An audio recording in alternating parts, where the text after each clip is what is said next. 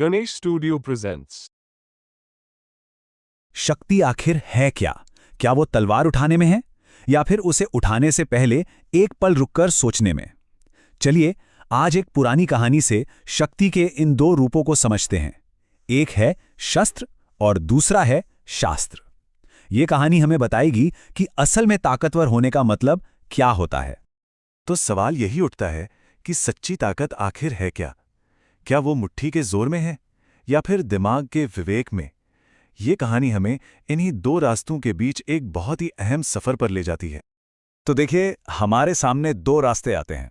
एक है शस्त्र का, यानी हथियार और बल का रास्ता, जो अक्सर गुस्से और जल्दबाजी में उठाया जाता है।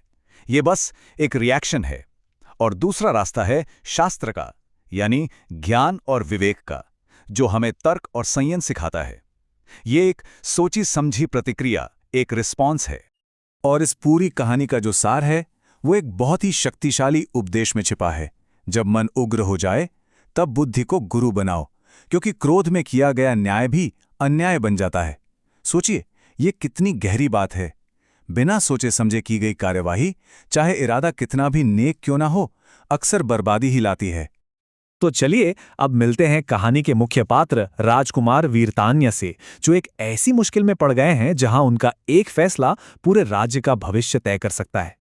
कहानी की शुरुआत होती है एक चिंगारी से। पड़ोसी राजा धर्मपाल पर एक बहुत ही गंभीर इल्जाम लगता है कि उन्होंने एक गद्दार को पनाह दी है। और ये कोई मामूली इल्जाम नहीं था, ये तो समझिए युद्ध का सीधा सीधा न्योता था।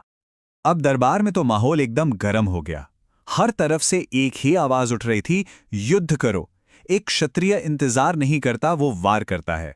सबके लिए ये अधर्म था और इसका जवाब सिर्फ और सिर्फ युद्ध ही हो सकता था। लेकिन इस सारे शोर के बीच राजकुमार की एक शांत और ठहरी हुई आवाज गूंजती है। वो कहते हैं, क्षत्रिय का पहला शस्त्र उसका संयम होता है। बिना सज्जाने युद्ध छेड़ना अपने ही धर्म पर हमला करने जैसा है। बस इस एक वाक्य से वीरतान्य ने शस्त्र की जगह शास्त्र को चुन लिया था। वीरतान्य का यह फैसला कोई कमजोरी नहीं, बल्कि बहुत ही गहरी समझ की निशानी था। और इस समझ की प्रेरणा उन्हें एक महान कथा से मिली थी।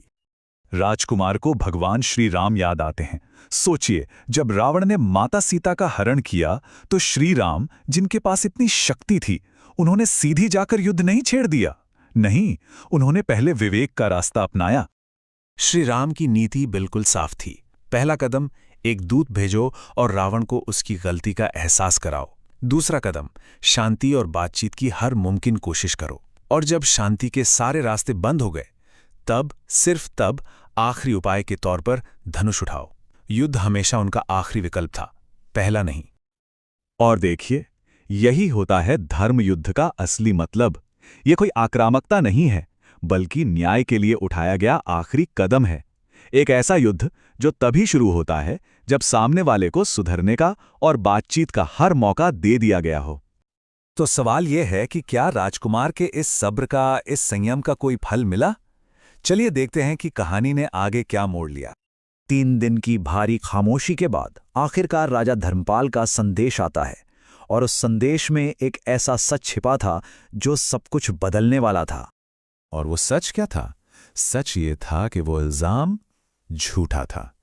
एक ऐसा खुलासा जिसने युद्ध की पूरी संभावना को ही जड़ से खत्म कर दिया। तो असल में हुआ क्या था? जिसे सब गद्दार समझ रहे थे, वो तो एक हीरो निकला, एक वफादार सैनिक जो अपने ही लोगों को एक गुप्त हमले से बचाने की कोशिश कर रहा था। उसने तो जानबूझकर गद्दारी का झूठा इल्जाम अपने सर लिया था, एक रणनीति के तहत। जरा सोचिए, राजकुमार के संयम ने न सिर्फ एक बेवजह के युद्ध को रोका, बल्कि एक बेगुनाह नायक की जान भी बचाई। तो इस पूरी कहानी से हमें क्या सीख मिलती है? एक बहुत ही सीधा और गहरा सबक, कि संयम ही असल में धर्म है। यहां पर ना आत्मनियंत्रण का एक बहुत ही पावरफुल आइडिया सामने आता है। जो इंसान गुस्से में आकर तलवार उठा लेता है, वो उस तलवार का गुलाम बन जाता है। लेकिन जो विवेक और तर्क से यह तय करता है कि तलवार कब उठानी है, वही उसका असली मालिक है। कहानी के अंत में राजा अपने बेटे को बड़े गर्व से कहते हैं, तुम्हारे संयम ने सिर्फ एक युद्ध नहीं रोका, बल्कि धर्म की रक्षा की है। ये शस्त्र की नहीं, शास्त्र की जीत है।